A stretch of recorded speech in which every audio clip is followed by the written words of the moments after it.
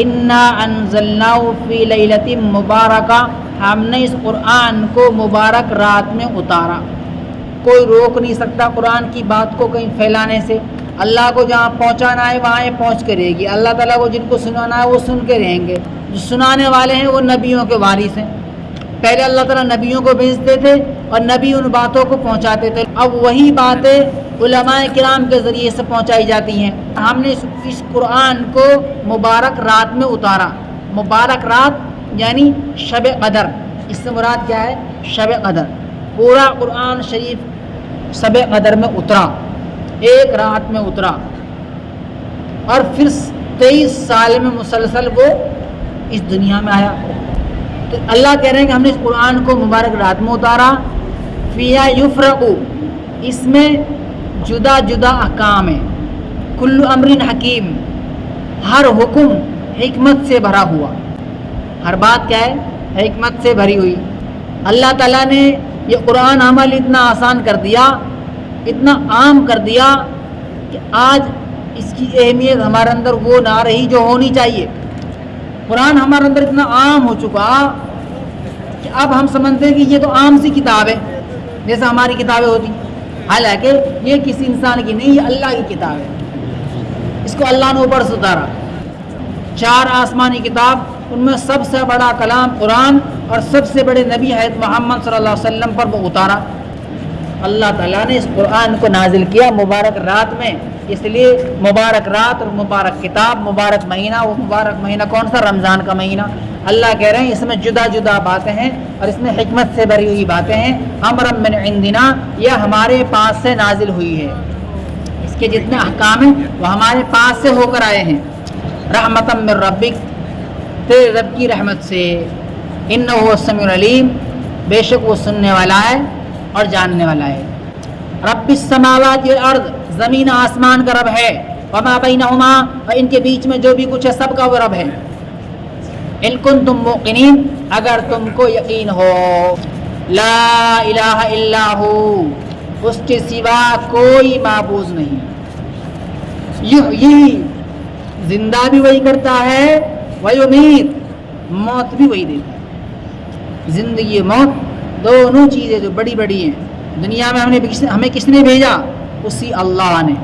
اس کے علاوہ پوری دنیا کے کسی بھی چیز میں وہ طاقت نہیں کہ وہ ایک ذرہ میں بھی جان ڈال دے۔ ہم تو انسان ہیں، ایک ذرہ سی چیز میں بھی جان ڈال دے۔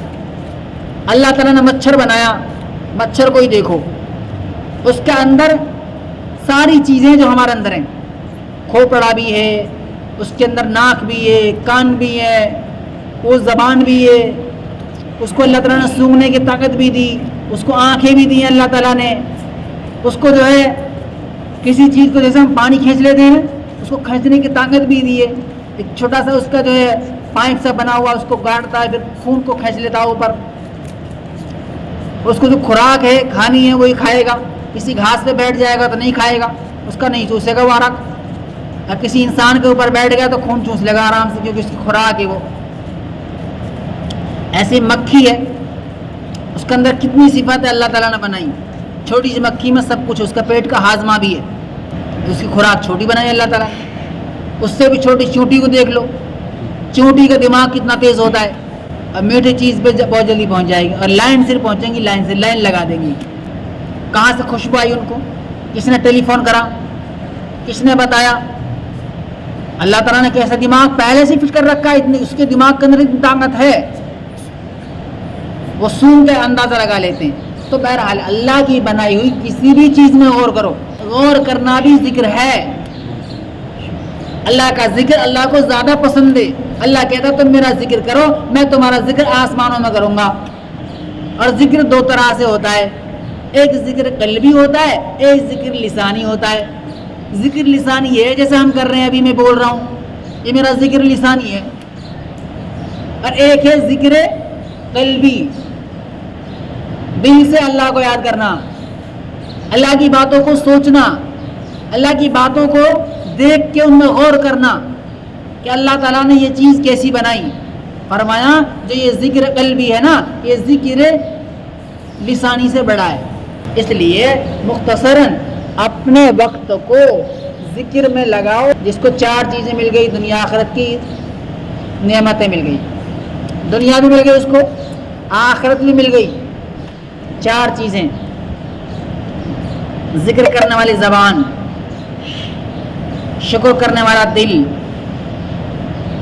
مصیبتوں پر صبر کرنے والا بدن, اور چوتھی چیز ایسی بیوی جو نہ اپنے نفس میں خیانت کرے نہ خاوند کے مال میں خیانت کرے.